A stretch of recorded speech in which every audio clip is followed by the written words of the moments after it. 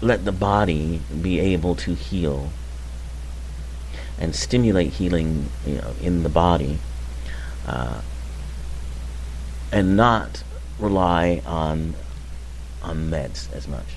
And this has been a discussion that we've had in the past couple of weeks about how when we're stressed, and part of that stress does come from what I was just talking about, which is, feeling like all of this information, all of these news items and things are coming at you. That can be a very, very difficult stressor. And when you're stressed, it just to sum up what we talked about last week, it kicks in your fight or flight response. It shuts down the relaxation part of your body. It shuts down your body's healing ability and puts you on 24/7 alert. And that's the root of much of the inflammation that causes health problems. So that's why this is kind of a wellness issue too, is to you know allow our bodies to, or find a way for our bodies to contact that relaxation response that is conducive to self-healing. So we're going to talk about antihistamines and their use and how we might temper that in a way. Um, but I also wanted to mention, because people who have listened to this show know that recently, for over a year, my focus was on what I called the transition era. That we were in the midst of an era where we were transitioning to a time overall of greater freedom, understanding, progressiveness in a way, but that it was a kind of push me, pull you, one step forward, two steps back kind of process that we were going through. And I spent a lot of time on that.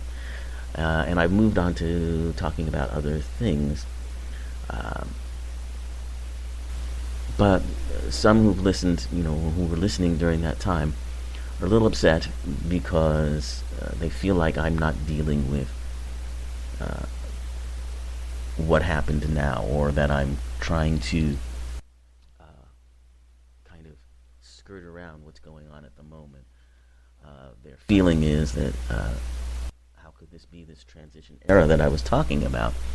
And all of a sudden we have a president in the White House who wants to do things that some are finding to be regressive, like going in the opposite direction.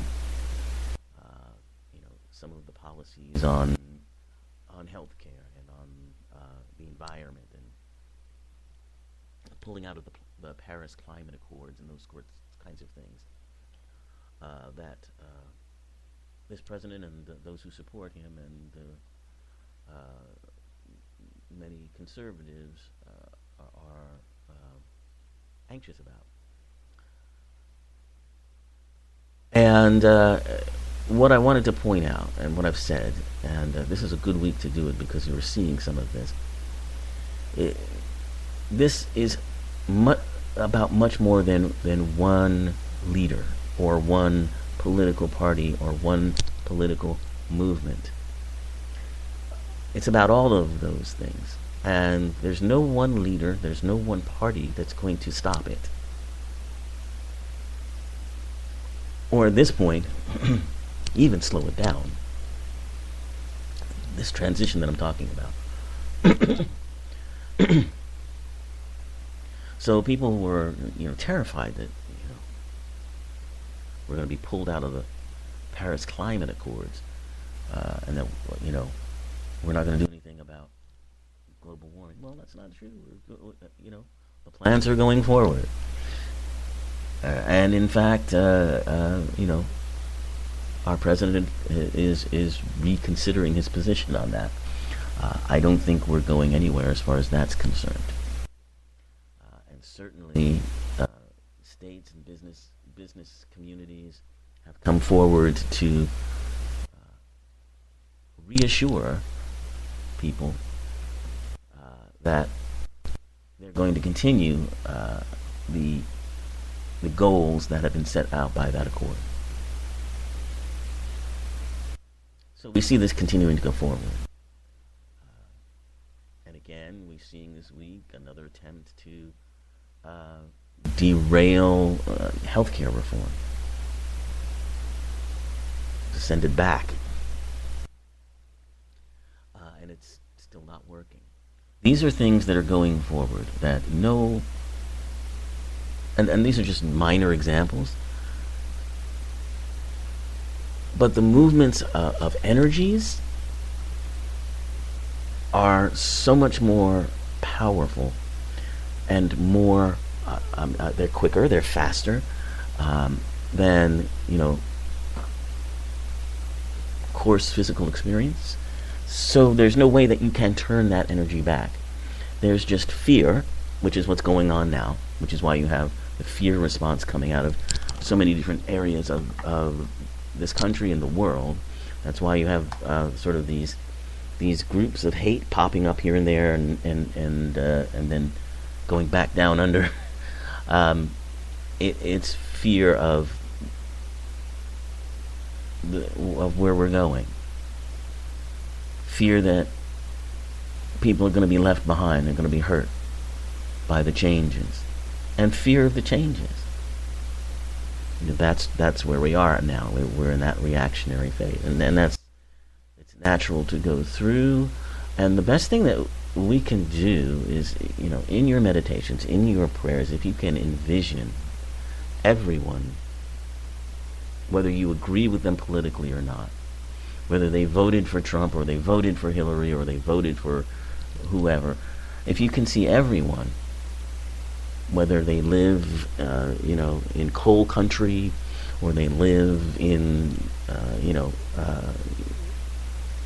East Coast or West Coast cities, everyone benefiting, everyone feeling better, everyone progressing, everyone getting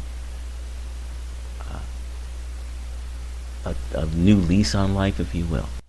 If you can envision that, just send out that energy. That's the energy we need. Okay, so enough said about that, because I got to move on here. But autumn is here now officially, and this is a time more introspective. Whereas summer, we've been, out there, going on vacations, going places, doing things. Now we're pulling back. We're thinking about educating ourselves because school is starting again.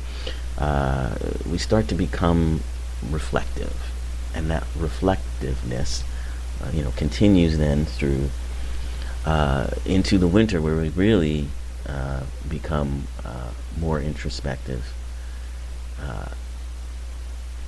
So that's kind of how those cycles of seasons work. If you live in an area of the country where you don't see changes in the seasons, you can probably still feel them, or your changes of seasons are different than mine, for instance, where I can clearly look out my window and see the leaves changing and acorns falling to the ground and so on and so forth. But as I've said, now fall brings its own concerns and its own health issues, and one of those is allergies. I mean, I have that too. Hay fever, but particularly grass, hay and grass, are things that are flying around in the fall quite a bit, and I sometimes don't respond well to them. So I want to talk about antihistamines, because those are used an awful lot this time of year as allergies season kicks in here. And we're talking about what they do, what they don't do, and the damage that they can cause, basically. And this is coming from Dr. Weil.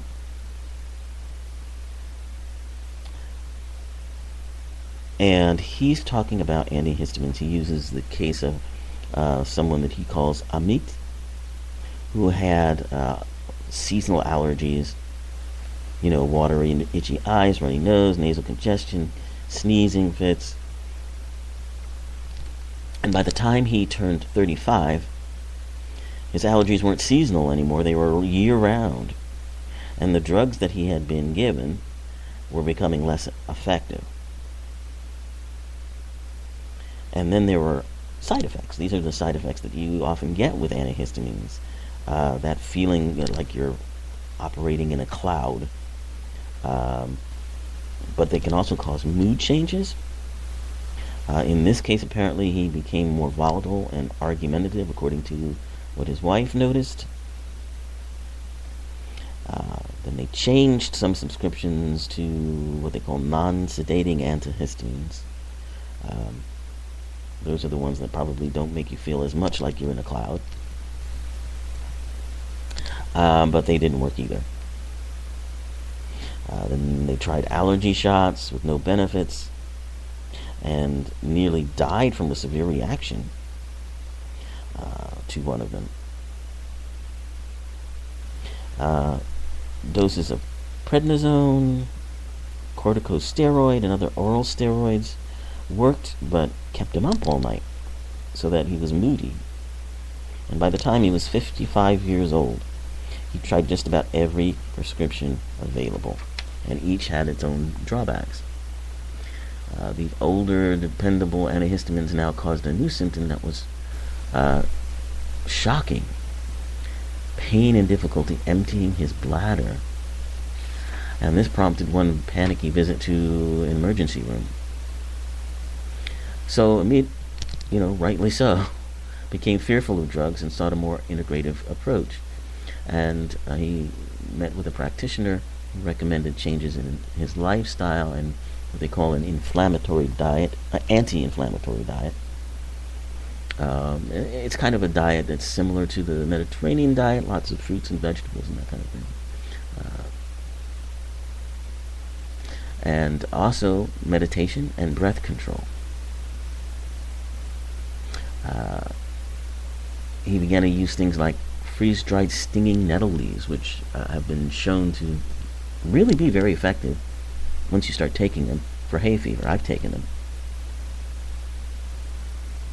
And he found that 2 capsules a day of this totally eliminated itching and sneezing for him. And there were no side effects, of course, from the herbal remedy. So all those years he'd been taking these medications, his symptoms had persisted and gotten worse.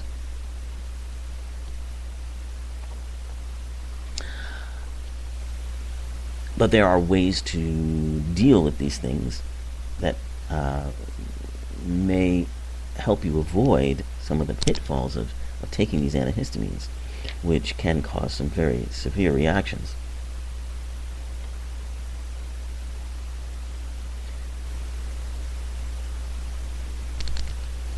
So, the beliefs about allergies are that the allergies are the immune system going awry, but there's evidence that might not be true. Some believe allergic reactions originally served to eradicate parasites, which were much more of a problem before we lived in cleaner environments. Allergies that cause us trouble today may be evolutionary remnants of this parasitic defense.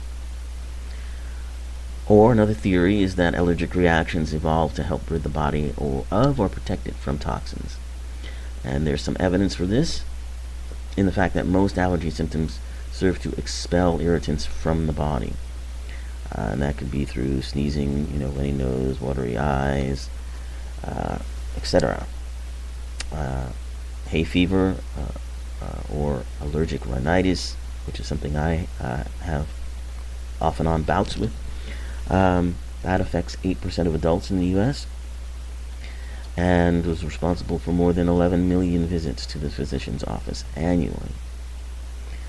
And you try to avoid the allergens, but unfortunately when you're dealing with things like pollens from grass,